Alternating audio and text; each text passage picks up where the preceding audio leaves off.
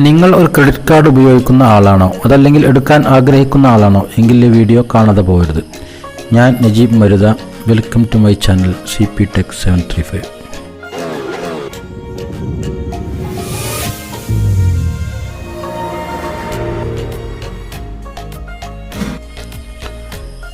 കാർഡുകൾ രണ്ട് തരമുണ്ടല്ലോ, credit card and debit card.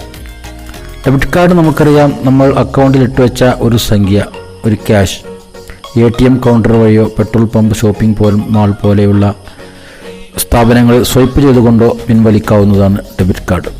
എന്നാൽ ക്രെഡിറ്റ് കാർഡ് എന്ന് പറഞ്ഞാൽ എന്താ? ക്രെഡിറ്റ് കാർഡ് എന്ന് പറഞ്ഞാൽ, ക്രെഡിറ്റ് എന്ന് പറഞ്ഞാൽ ലോൺ എന്നാണ് അർത്ഥം. ഒരു നിശ്ചിത സംഖ്യ ഒരു നിശ്ചിത കാലയളവിൽ ഒരു ഇൻട്രസ്റ്റും ഇല്ലാതെ ബാങ്ക് നമുക്ക് നൽകുന്ന ഒരു ഫ്രീ മണിയാണ് ക്രെഡിറ്റ് കാർഡ്. നമുക്കറിയാം, ഏതെങ്കിലും ഒരു ബാങ്കിൽ നിന്ന് ഒരു 10,000 രൂപ ലോൺ കിട്ടണമെങ്കിൽ നമ്മൾ എത്ര പേപ്പേഴ്സ് ക്ലിയർ ചെയ്യേണ്ടതുണ്ട്, അതിനുവേണ്ടി നാം എത്ര അലയേണ്ടി വരും. എന്നാൽ ക്രെഡിറ്റ് കാർഡിനെ സംബന്ധിച്ചിടത്തോളം അത്തരം ഒരു പ്രശ്നമില്ല. നമുക്ക് ആവശ്യമുള്ളപ്പോൾ ആവശ്യമുള്ള പണം പിൻവലിക്കാവുന്നതാണ് ക്രെഡിറ്റ് കാർഡ്. എത്ര ക്യാഷ് കിട്ടും? ഓരോ വ്യക്തികളുടെയും salary base, CIBIL score, history എല്ലാം അനുസരിച്ച് ഓരോ ബാങ്കുകളും 10,000 മുതൽ ലക്ഷങ്ങൾ വരെ നൽകുന്ന കാർഡുകൾ നമുക്കുണ്ട്. എന്താണ് ഇതുകൊണ്ടുള്ള ഗുണം? നമുക്കൊരു സംഖ്യ അത്യാവശ്യമായി വരുമ്പോൾ, അതല്ലെങ്കിൽ ഒരു എമർജൻസി കേസ് വരുമ്പോൾ നമ്മുടെ കയ്യിൽ ക്യാഷ് ഇല്ലെങ്കിൽ നാം എന്തു ചെയ്യും?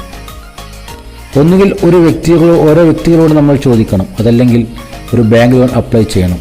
നമുക്കൊരു എമർജൻസി കേസ് വരുമ്പോൾ ബാങ്കിൽ ഓരോ പേപ്പേഴ്സുമായി കയറി ഇറങ്ങി നടക്കാൻ ഒരു പക്ഷേ നമുക്ക് സമയമുണ്ടാകില്ല. ആ സമയത്ത് നമുക്ക് എത്രയും പെട്ടെന്ന് നമ്മുടെ പോക്കറ്റിലുള്ള കാർഡ് എടുത്തുകൊണ്ട് നമ്മുടെ എമർജൻസിക്ക് വേണ്ടി നമുക്ക് പണം ചെലവഴിക്കാൻ പറ്റുന്നതാണ് ക്രെഡിറ്റ് കാർഡ്. അത് എത്ര വലിയൊരു മനോഹാരിതയാണ്. നമുക്കൊരു എമർജൻസി കേസ് വരുമ്പോൾ നാം എന്തു ചെയ്യും? ഒന്നുകിൽ നമ്മൾ വ്യക്തികളോട് ചോദിക്കണം, അതല്ലെങ്കിൽ നമ്മൾ ഒരു ലോൺ അപ്ലൈ ചെയ്യണം.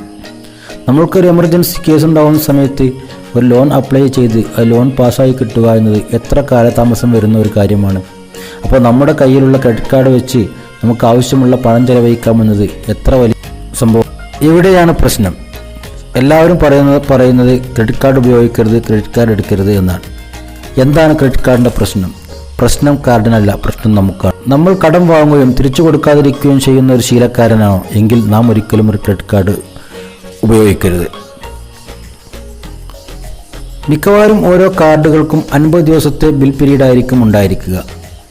ഫോർ എക്സാമ്പിൾ, 1-ാം തീയതി ഒരാൾ കാശ് വിത്ഡ്രോ ചെയ്യുന്നു, അയാൾക്ക് 30-ാം തീയതി ആയിരിക്കാം ബിൽ ഡേറ്റ്. എന്നാൽ 30-ാം തീയതി ബിൽ ഡേറ്റ് ആണെങ്കിലും നെക്സ്റ്റ് മന്ത് 20-ാം തീയതി ആയിരിക്കാം അയാളുടെ ഡ്യൂ ഡേറ്റ്.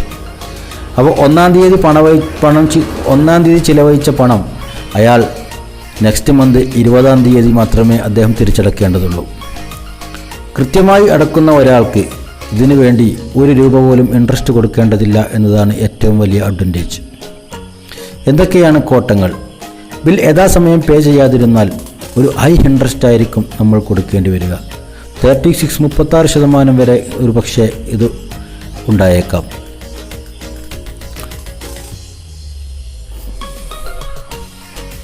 പിന്നെ എന്തിനാണ് ബാങ്ക് ഇങ്ങനെ നമുക്ക് ക്യാഷ് കടം തരുന്നത്? ഒരു ഇൻട്രസ്റ്റ് പോലും അവർക്ക് ലഭിക്കുന്നില്ല എങ്കിൽ പിന്നെ എന്തിനാണ് നമുക്കിങ്ങനെ ക്രെഡിറ്റ് കാർഡ് ബാങ്കുകൾ നൽകുന്നത്?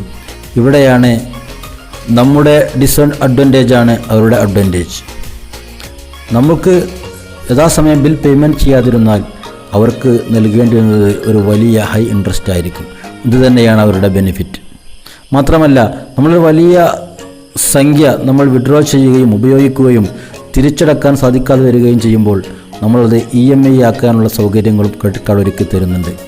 മാസത്തവണകളായിക്കൊണ്ട് ചെറിയ സംഖ്യകളായിക്കൊണ്ട് 2-3 വർഷങ്ങൾക്ക് വേണ്ടി EMI ആക്കാൻ സാധിക്കും. ഈ EMI ആക്കുന്ന സമയത്ത് തന്നെ അത് പ്രോസസ്സിംഗ് ചാർജും അതുപോലെ ഒരു ഇൻട്രസ്റ്റും അവർ നിശ്ചയിക്കുന്നു. ഇതും അവർക്ക് കിട്ടുന്ന ഒരു ബെനിഫിറ്റ് തന്നെയാണ്.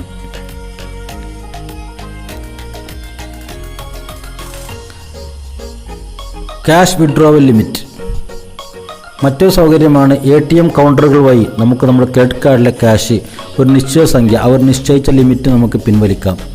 ഇങ്ങനെ ക്യാഷായി പിൻവലിക്കുമ്പോൾ അതിനും നമ്മൾ ഇൻട്രസ്റ്റ് നൽകേണ്ടതായിട്ട് വരും. Paytm പോലെയുള്ള ആപ്പുകൾ ഉപയോഗിച്ച് നമുക്ക് ഇൻട്രസ്റ്റുകൾ ഇല്ലാതെ തന്നെ നമുക്ക് ക്യാഷ് വിഡ്രോ ചെയ്യാനുള്ള സൗകര്യം ഇപ്പോൾ ഉണ്ട്.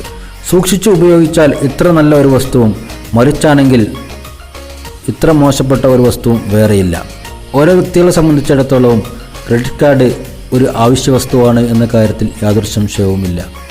ക്രെഡിറ്റ് കാർഡ് ഉപയോഗിക്കുമ്പോൾ അല്പം ശ്രദ്ധ കൊടുത്താൽ അത് വളരെ ഭംഗിയായിക്കൊണ്ട് തന്നെ നമുക്ക് ഉപയോഗിക്കാൻ സാധിക്കും.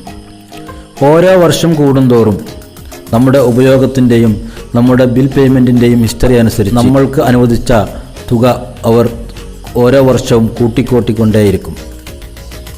തുടക്കത്തിൽ 50,000 രൂപയാണ് നമുക്ക് അവർ ലിമിറ്റ് വെച്ചിരുന്നത് എങ്കിൽ നെക്സ്റ്റ് വർഷമാകുമ്പോൾ ഒരു പക്ഷേ അത് 75,000-ഓ 1,00,000-ഓ ആവാം.